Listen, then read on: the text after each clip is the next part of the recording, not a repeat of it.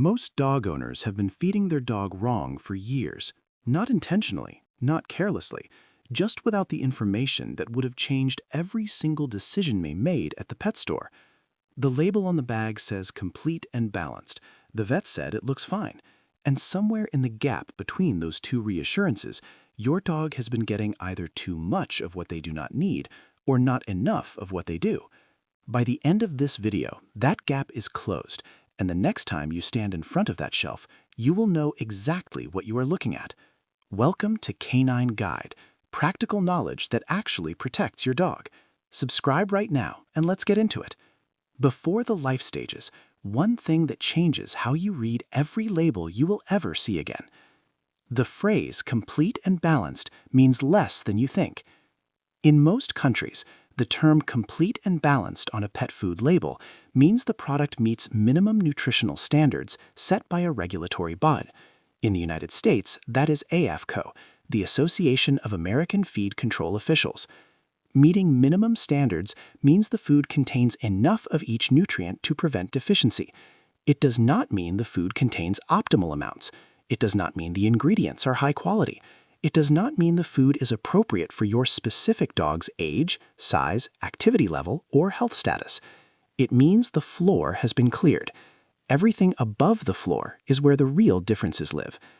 A 2019 analysis published in PLOS One examined the nutritional profiles of over 2,000 commercial dog foods and found significant variation in actual nutrient content, even among foods carrying the same complete and balanced designation.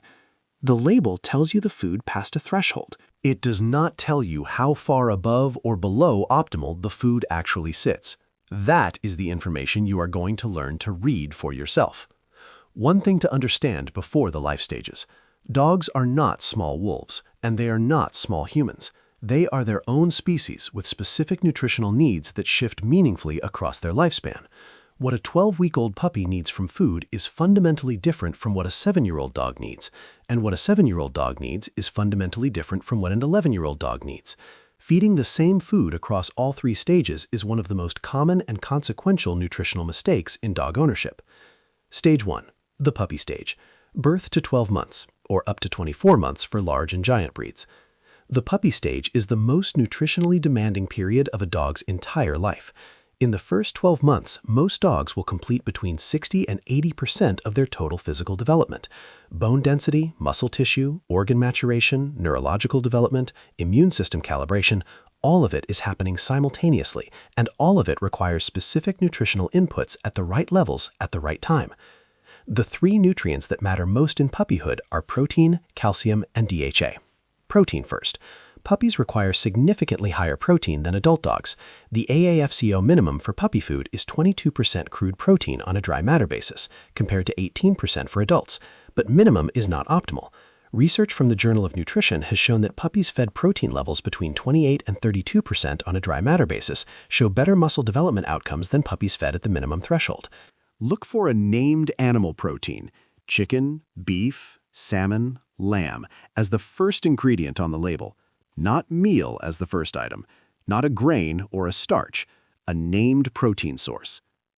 Calcium is where most puppy owners unknowingly cause long-term damage. Puppies need more calcium than adults for bone development, but the ratio between calcium and phosphorus is as important as the absolute amount. The correct calcium to phosphorus ratio in puppy food is between 1:1 and 2:1. A food with high calcium and low phosphorus disrupts bone mineralization.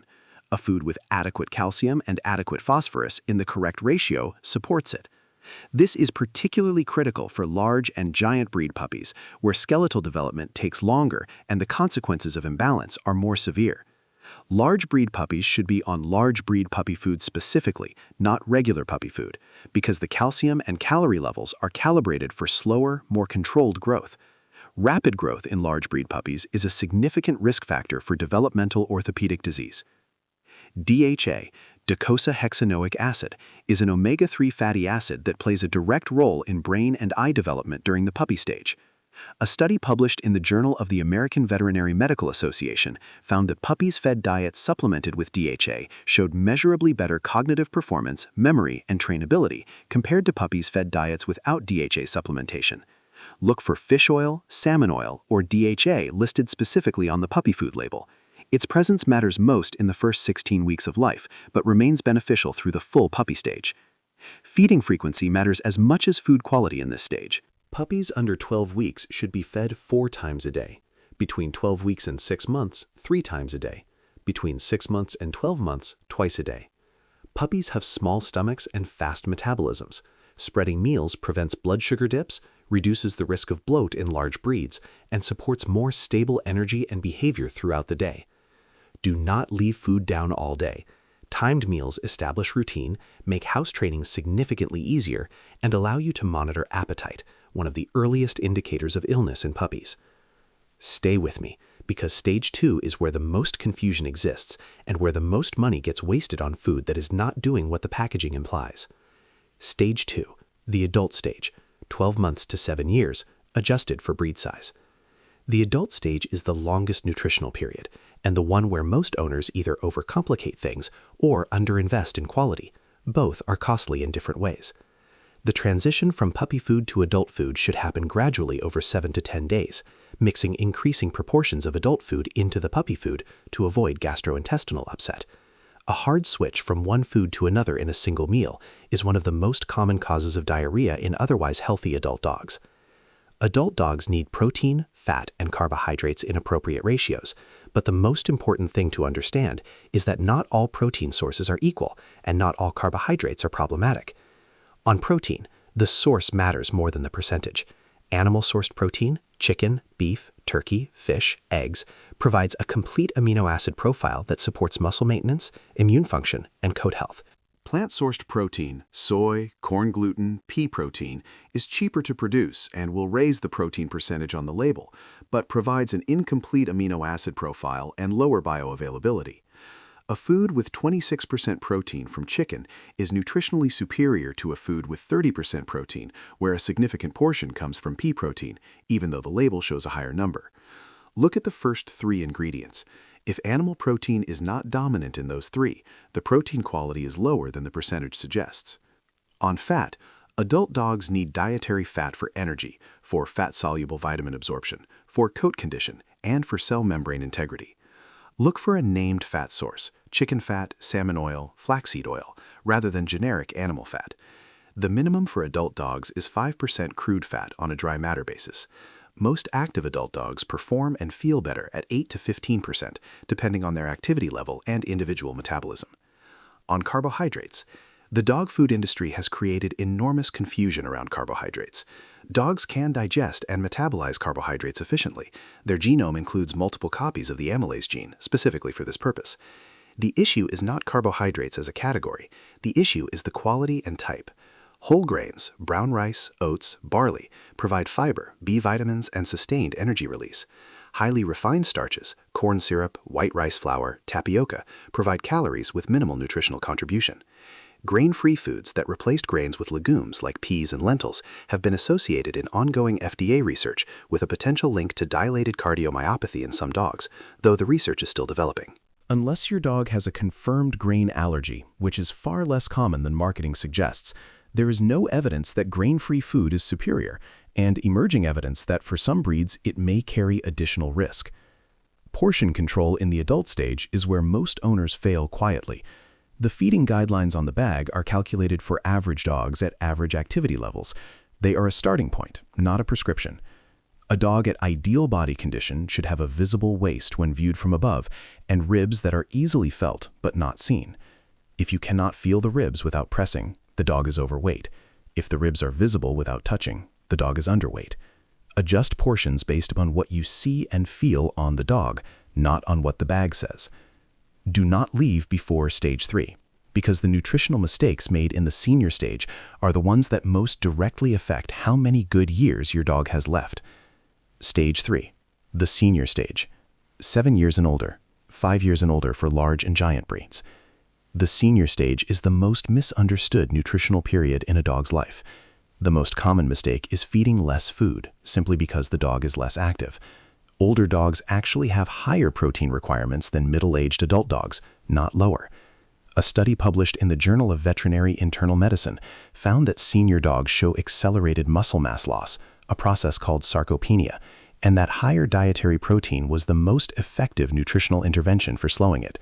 The widely repeated advice to reduce protein in senior dogs to protect the kidneys has been largely debunked in healthy senior dogs. Protein restriction is only indicated in dogs with confirmed kidney disease and elevated kidney markers, not in all senior dogs as a precaution. What does change in the senior stage is the need for highly digestible protein. Because older dogs have reduced digestive efficiency, they need protein that is easier to process.